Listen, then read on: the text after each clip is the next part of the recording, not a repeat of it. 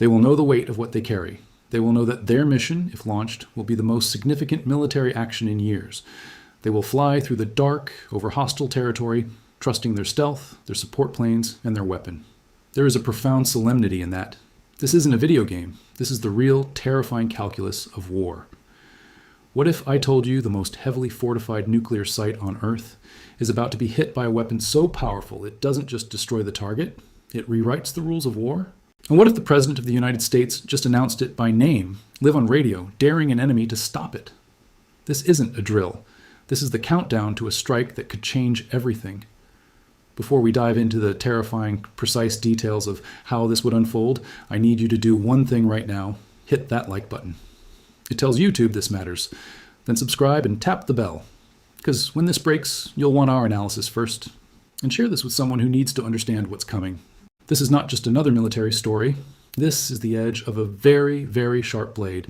For years, the world has watched Iran's nuclear program creep forward, hidden inside mountains, buried under tons of concrete and rock. We've heard the whispers, the intelligence reports, the diplomatic protests. But now, the whispers have turned into a megaphone. The target is called Pickaxe Mountain. And it's not just a facility. It's a statement. A monument to defiance carved into the Zagros Mountains, just a stone's throw from the ruins of the Natanz complex that was already destroyed in a previous strike. Iran has spent 6 years, years of supposed ceasefire, years of negotiations, hollowing out this mountain. They weren't building a bunker. They were building a fortress for their nuclear dream, specifically designed to survive the very weapon that crushed their other sites.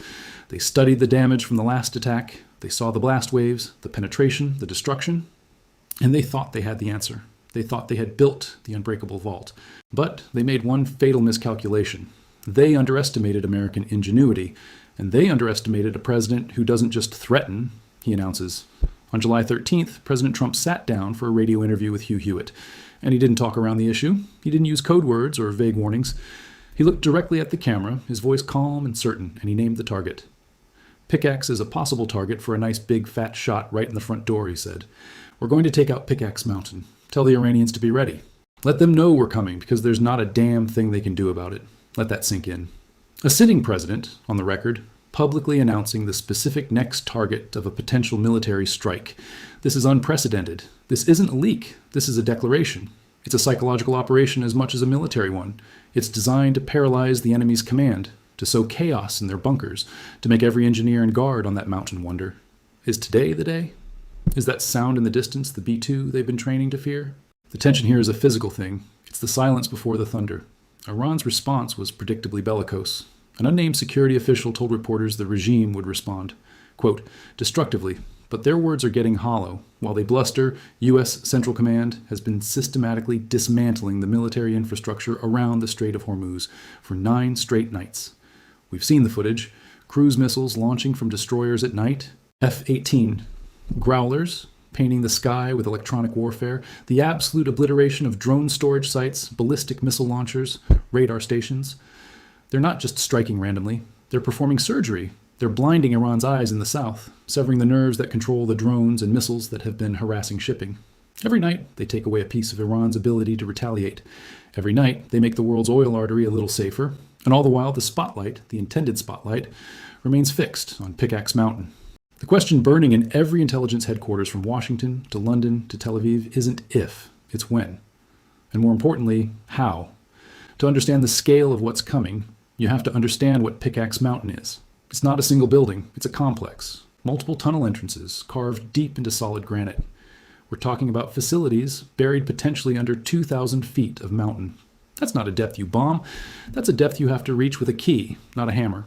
The International Atomic Energy Agency has confirmed that roughly 200 kilograms of Iran's highly enriched uranium is believed to be stored in hardened tunnels. The Foundation for Defense of Democracies, using commercial satellite imagery, confirmed ongoing construction at Pickaxe as recently as July 8th. Vehicle traffic, fresh excavation. The Institute for Science and International Security published its own analysis on July 14th. The tunnel entrances were open. Activity was consistent with hardening operations. Iran is violating the JCPOA, the 2015 nuclear deal, and the more recent understandings from June. They are saying one thing with their diplomats and doing the exact opposite with their shovels and drills. They are betting that depth equals invincibility. They are betting that no conventional weapon on Earth can reach their prize. This is where the story turns from geopolitics to physics. and the physics belongs to the United States Air Force. The weapon designed specifically for this problem is the GBU-57 Massive Ordnance Penetrator, or MOP. It's a 30,000-pound laser-guided bunker buster. It's not just a big bomb, it's a precision instrument of destruction. It's designed to punch through 200 feet of reinforced concrete before detonating. Its explosive payload is so massive that once it explodes deep inside a hardened target, the resulting overpressure and shockwave don't just crush the chamber, they collapse the tunnels around it. It's a seismic event in a box. But the MOP has a critical limitation. It's heavy. It requires a very specific, very rare aircraft to carry it. There's only one operational bomber in the U.S. fleet cleared to carry the MOP, the B-2 Spirit stealth bomber. This is the key. The B-2 stealth allows it to penetrate sophisticated air defense networks undetected. Its range allows it to fly from bases in Missouri or Diego Garcia, refuel in midair over the Atlantic or Indian Ocean, and strike deep inside Iran without needing to land. In the 2025 strike on Natanz and Fordo, Operation Midnight Hammer, 7 B-2s flew a 30-hour combat mission, each carrying 2 MOPs for a total of 14 bombs dropped through ventilation shafts. It was the longest B-2 combat mission since 2001. It worked. It was devastating. And Iran watched every frame of the aftermath. So they built Pickaxe Mountain to be different. They didn't just deepen the tunnels. They chose a location of solid, ancient granite. They added layers of redundant ventilation shafts, dozens of them, hoping to overwhelm the limited number of MOPs in the U.S. inventory. They buried their most sensitive facilities beyond the confirmed penetration depth of the MOP. They thought they had built a tomb so deep, so strong, that even the mighty B-2 and its 30,000-pound club would be useless. They built a mountain that could laugh at the weapon that destroyed their other sites. But while they were digging, the U.S. military was engineering. The Pentagon has been working on the next generation. The GBU-57 is being succeeded by the Massive Ordnance Penetrator Next Generation, or MOP-NG. Details are classified, but analysts say it's engineered to go deeper, with alternative navigation systems that work even in GPS-jammed environments. And here's the chilling part. According to an Axios report from July 17th, the Trump administration has been sending dozens of additional aerial refueling tankers to Israel. Why? Because a sustained B-2 strike package isn't just about the bombers. It's about the tankers. It's about the logistical chain that allows those 7 or more B-2s to take off, cross oceans, refuel multiple times, enter Iranian airspace, deliver their payloads, and get out. When you see the tankers move, you're watching the final piece of the puzzle click into place. You're watching the supply chain for a strike that could be minutes, hours, or days away. Iran built the world's deepest nuclear bunker. The U.S. just said, hold my B-2, watch this. But a strike this bold, this provocative, carries immense risk. Iran is not a paper tiger. They have a massive asymmetric arsenal. Estimates suggest they began this flare-up with around 5,000 ballistic missiles and 50,000 drones. They've been using them, and U.S. forces have been shooting them down. They're likely down to 2,000 to 3,000 missiles and maybe 10,000 drones. That's still a terrifying number. And they've proven they can get some through. Those ballistic missiles that have struck U.S. troops in Iraq and Syria, those are not duds. They're evidence of a persistent threat. A strike on Pickaxe Mountain would be the ultimate red line for Tehran. Their response would be immediate, ferocious, and designed to inflict maximum pain across multiple fronts. They would unleash every remaining ballistic missile at U.S. bases in the region. Al-Udeid in Qatar, Al-Dhafra in the UAE, bases in Iraq and Syria. They would swarm U.S. warships in the Persian Gulf and the Arabian Sea with hundreds of drones and missile boats.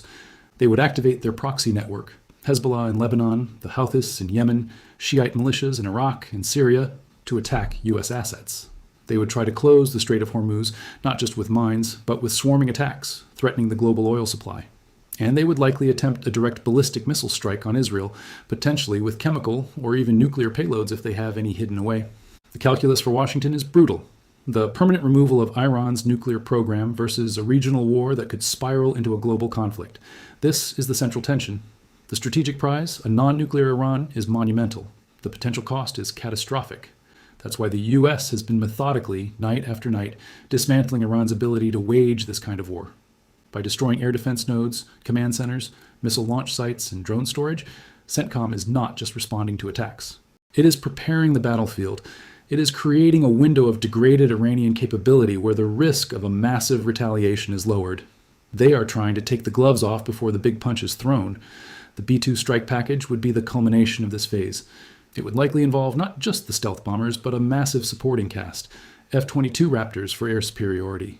EA-18G Growlers for electronic warfare. F-35s for deep strike on secondary targets, and a vast armada of naval assets, cruisers, destroyers, and submarines. Armed with Tomahawk cruise missiles to hit targets the bombers can't reach, or that need simultaneous, time-sensitive strikes. It would be a symphony of violence, coordinated across domains, aimed at one goal: collapse the Iranian nuclear command structure, and physically destroy the material and facilities needed for a weapon, and the world is watching. Because this isn't happening in a vacuum. While the focus is on the Middle East, two other giants are moving. Just last night, Russia launched its largest ballistic missile barrage on Kyiv. 25 ballistic missiles, 10 Zircon hypersonic missiles, and 125 drones in a single wave. It's a demonstration of brute force, a message to the West that Russia's arsenal is not depleted. It's also a reminder that, in a global crisis, other adversaries will test the limits. Over in the Pacific, China has been conducting missile tests. These aren't just routine drills. They are signals to Taiwan and to the United States. They are showing that China's own nuclear triad is maturing. They are preparing for a potential confrontation. The US cannot focus 100% on Iran if it wants to deter China. This is the terrifying multi-front chess game of 2026. A strike on Pickaxe Mountain might be a decisive move in the Middle East, but it could be a distraction that China or Russia exploit. The US has to calculate not just Iran's response, but the moves of its rivals, which brings us to the oil. The economic undercurrent of all of this is the Strait of Hormuz. A fifth of the world's oil passes through that narrow waterway. Iran's threat to make it not safe for transit is an economic weapon of mass destruction. That's why the news that President Trump met with Iraq's new prime minister to discuss a $366 billion oil pipeline is so significant. It's not just a business deal. It's a long-term strategy to neuter Iran's primary leverage. If oil can flow from Iraq to the Mediterranean without passing through Iranian gun sites, the global economy is less vulnerable to blackmail. The pipeline, if built, would be a geopolitical defeat for Tehran that might outlast any single military strike. It shows the US is playing the long game, military pressure now to degrade Iran's capabilities, combined with economic infrastructure later. The B-2 strike would be the hammer blow. The pipeline is the anvil that ensures the shape of the Middle East changes for decades. Let's be clear about what's at stake in that mountain. It's not just uranium and centrifuges. It's the future of non-proliferation. It's the message sent to every would-be nuclear state. If you build deep enough, the world's most powerful military will find a new way to reach you. Or the opposite message. No depth is enough. No violation will be tolerated. The US stance, as stated repeatedly, is not Iran's nuclear program should be reduced. It is Iran cannot have a nuclear weapon. Period. Full stop. That is a binary goal. It allows for no half measures. The 2025 strike was meant to achieve that. The fact that 200 kilo of enriched uranium may have survived means the job is unfinished. Pickaxe Mountain represents the continuation of that mission. It's the sequel that Iran tried to make immune to the original. But technology has a way of catching up. The Emupenge, the refueling tankers, the integrated battle plan. This is the US answer to Iran's mountain. It's a bet that American innovation and operational art can overcome sheer geological depth. The human element here is easy to forget. Inside Pickaxe Mountain are engineers, technicians, soldiers. They have families. They believe they are building a shield for their nation. From their perspective, they are defending against a superpower that has already bombed their other sites. They are terrified, and they are determined. On the other side, in the B-2 cockpits, will be aircrew who have trained for this specific scenario for years. A decision made in the White House Situation Room will ripple through that mountain, through the region, and through history. So what happens next? The sequence is everything. The public naming by Trump was Phase 1, psychological pressure. The nightly degradation of Iran's southern defenses is Phase 2, shaping the battlefield.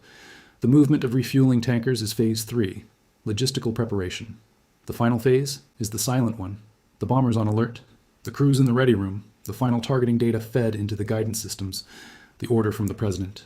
And then, the night the B-2s disappear from their hangars, taxi into the darkness and lift off into the black sky. The first sign for the outside world might be a sudden total communications blackout from the region as electronic warfare planes jam everything. Then, maybe, seismic monitors in Turkey or Pakistan picking up deep, resonant tremors far from any earthquake fault. Then, satellite imagery showing multiple precise detonations across a remote mountainside. Then, the Iranian regime's response, likely a mix of denial, outrage, and then a barrage of missiles. The world would hold its breath, watching to see if the U.S. missile defense umbrella in the Gulf can handle the storm. The price of oil would spike, markets would reel. And the central question would hang in the air. Did it work? Did the MOP-NG reach the heart of the mountain? Did they get the uranium? Is Iran's nuclear program now truly dead? This is the precipice we are on. The pieces are moving into place with a clarity that is almost terrifying. The president has named the target, the military has the weapon, the logistics are being put in place, the enemy is being systematically weakened. All that's missing is the final go-ahead, and that decision rests on a knife's edge of intelligence, timing, and political will. The cost of inaction is a nuclear Iran, which is an existential threat to Israel and a game-changer for global power. The cost of action is a regional war that could engulf U.S. forces and destabilize the world economy. There are no good options, only less bad ones. And right now, the less bad option appears to be a strike so massive and decisive. It aims to end the nuclear question for Iran once and for all. They built a mountain to survive the last bomb. The U.S. is preparing a new bomb for that mountain. This is the high-stakes, real-world chess match of our time. And the board is set. The pieces are moving. The clock is ticking. The only question is whose move comes next. I need you to pause for a second. This is the part where things get serious. We're talking about a potential war. We're talking about lives, global stability, and the future of nuclear non-proliferation. If this analysis is hitting you, I need you to do something. Don't just watch and scroll. Take your thumb, and right now, smash that like button. It's more than a metric. It's a signal. It tells YouTube this kind of deep, unfiltered analysis is what people want. Then do not just subscribe. Tap the bell. Because if this strike happens in the next 48 hours, you will want our breakdown first. You'll want to understand what the headlines are really saying and share this video. Not with your friends who only talk about sports or celebrities. Share it with the person in your life who is quietly worried, the one who reads between the lines of the news. This is for them. This is the context they need. Do it now before you forget. Before the next alert pops up and this moment is gone. Let's talk about what this means for you, for all of us, far from the mountains of Iran and the flight decks of carriers. This isn't just a military story, it's an economic story, it's an energy story. If Iran retaliates by trying to close the Strait of Hormuz, the price of oil will explode. We saw it in the 1970s. We saw brief spikes in the 1990s and 2000s. A sustained closure would send prices over $200 overnight. That means your gasoline, your heating bill, the cost of shipping goods, the price of food, everything goes up. Inflation, which has been a beast we've been trying to tame, would roar back with a vengeance. Central banks would be forced to raise interest rates aggressively, potentially triggering a global recession. Your investments, your retirement, your job security, all could be caught in the crossfire. This is the hidden war that happens in stock markets and grocery stores. The B-2 dropping a mop on a mountain in Iran isn't just a military event, it's an economic earthquake. The US and its allies are trying to mitigate this by building the Iraqi pipeline and having reserves ready. But the risk is real and immediate. When you see the first images of a burning oil tanker in the Gulf, that's not just a news clip. That's the first tremor. And there's a deeper, more philosophical layer. We are witnessing the end of an era of ambiguity. For decades, nuclear proliferation was a shadowy game of hints and inspections and secret facilities. Iran perfected this. They hid, they denied, they negotiated. President Trump's on-air naming of Pickaxe Mountain shatters that game. It says, "We see you, we know what you're doing, and we are going to destroy it. Publicly, specifically." It's a move that burns bridges diplomatically, but it's designed to eliminate ambiguity for the enemy. You no longer have to guess if the U.S. is serious. The president said it on the radio. The tankers are moving. The bombers are ready. This is a new, more brutal form of statecraft. The public announcement of a military target. It escalates the rhetoric to match the escalation of force. It forces Iran to respond not in whispers, but in the open. It makes miscalculation more likely, but it also makes the U.S. commitment utterly clear. There is no going back. The bridge is not just burned, it's been announced as burned on national radio. This changes how superpowers communicate threats. The emotional core of this story is the human gamble. Inside that mountain, scientists and soldiers are going about their duties. They probably think their deep bunker makes them safe. They've seen the footage from Natanz. They know what AMOP does. They've been told they are safe. They likely believe it. Their leaders have told them so. The psychological impact of the president naming their site, of seeing U.S. tankers pour in, must be a slow, grinding terror. Conversely, the American and Allied pilots and planners involved are carrying the weight of a decision that could kill hundreds. They are trained for this. They are professionals. But the moral weight of a strike of this magnitude is a heavy burden. This isn't a video game where buildings just disappear. There will be a seismic shock wave that collapses tunnels. There will be fire. There will be casualties. The U.S. will call them military targets. Iran will call them martyrs. Both are true. That is the tragic, awful reality of this moment. We are on the cusp of an action that will end some lives too, in the U.S. view, save countless more from a nuclear future. It is the coldest, hardest calculation there is. And what about the aftermath? Even if the strike is perfectly executed and the facilities are destroyed, what then? Iran will not surrender. They will not collapse. They will retaliate, as promised, destructively. The U.S. will have to be ready for a sustained campaign of counterstrikes against missile launchers and command nodes. This won't be a one and done. It will be the beginning of a new, more intense phase. The U.S. will have to defend against waves of drones and missiles for weeks. Israel will be on high alert. The Houthis will likely ramp up attacks on shipping in the Red Sea. Hezbollah may open a northern front against Israel. The region will be on a knife's edge. The hope in Washington is that the sheer shock will convince leadership further escalation is futile, that they will sue for peace from a position of weakness. That is a hope, not a guarantee. The more likely scenario is a period of intense, bloody chaos before a new, fragile equilibrium is found. The peace that follows may be one of exhausted deterrence, not reconciliation. Let's zoom out one more time. This entire scenario is a product of a specific moment in history, a moment where U.S. policy has shifted from patient containment to active, preemptive dismantlement, a moment where Iran pushed its nuclear program to the brink, a moment where technology created an opportunity to strike, and a moment where global distractions create both a risk and an opportunity. The U.S. may be acting now because it believes its window of relative freedom from conflict with China or Russia is closing. It may be striking while it can, before it has to divert resources to the Pacific. This is the grand strategy. Solve the Iran problem decisively before the next big problem demands all your attention. It's a high-risk, high-reward gamble. If it works, the Middle East is fundamentally altered. If it fails, the U.S. is bogged down while China prepares. So here we are, at the edge of the abyss, looking at a mountain that symbolizes a nation's defiance and a superpower's resolve. The B-2 bomber, a ghost from the Cold War, is about to become the instrument of a new kind of war, a war against depth itself. The MOP is the key to that vault. The tankers are the supply chain for that key. The nightly strikes are the distraction. The president's words are the psychological primer. All the elements are converging.